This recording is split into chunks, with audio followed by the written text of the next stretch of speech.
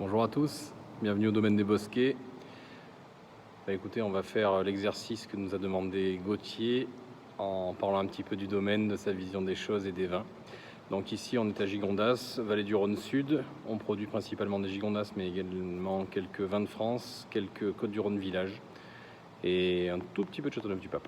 Voilà, donc les vins que vous avez à votre disposition sur ce magnifique site sont des vins qui ont été faits ici au domaine en propriété à 100%, un vieux domaine familial dans les terroirs d'altitude avec des beaux équilibres sur les fraîcheurs des calcaires, la minéralité.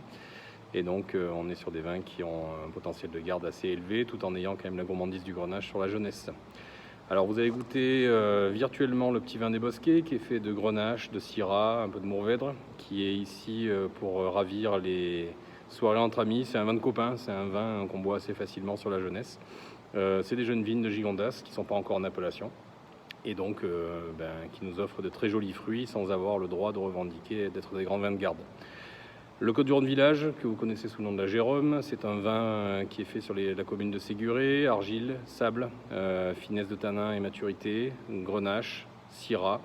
Tout est co-fermenté, c'est un an d'élevage en cuve et on garde le fruit à son paroxysme pour pouvoir faire des vins à la fois digestes mais avec une jolie concentration, des vrais vins de repas. Et puis on arrive sur Gigondas avec l'assemblage du domaine qui s'appelle la réserve, que vous connaissez tous, et qui est un vin qui est fait de manière assez exigeante, avec 14 parcelles, toutes vinifiées pures, toutes élevées pures. Et ces vins-là sont assemblés à l'issue de leur élevage, de manière à être précis, puisqu'on n'élève pas à la syrah comme on peut élever le grenache. Et donc ces vins-là, après 18 mois d'élevage, sont mis en bouteille avec beaucoup de précision. On ne met que le top dedans. C'est les vieilles vignes, c'est les plus beaux terroirs, l'altitude, la fraîcheur, la minéralité. C'est des vins qui vont affronter le temps sans problème et puis qui vont quand même avoir beaucoup de plaisir à être bu sur la jeunesse. Et puis évidemment, il y a la cuvée parcellaire, les cuvées parcellaires, le lieu-dit, 100% grenache sur sable, la colline, 100% grenache sur des marnes calcaires en altitude, avec deux profils très différents pour le lieu-dit sur la fraîcheur, la finesse des tanins, la colline qui va être un vin qui est très élégant aussi, mais avec une stature et une structure un petit peu plus importante.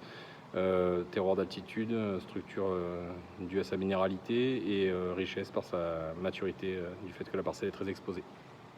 On est vraiment sur de la nuance de terroir et de microclimat entre les deux. Après vous avez le plateau. Le plateau c'est des vieux Mourvèdre plantés en 1922. À l'époque c'était un pari, aujourd'hui il est réussi. C'est vinifié en vendange entière, 100%. Et c'est un vin qui est élevé longuement pendant 18 mois dans des demi-muets anciens de manière à en garder toute la singularité. C'est des vins assez droits.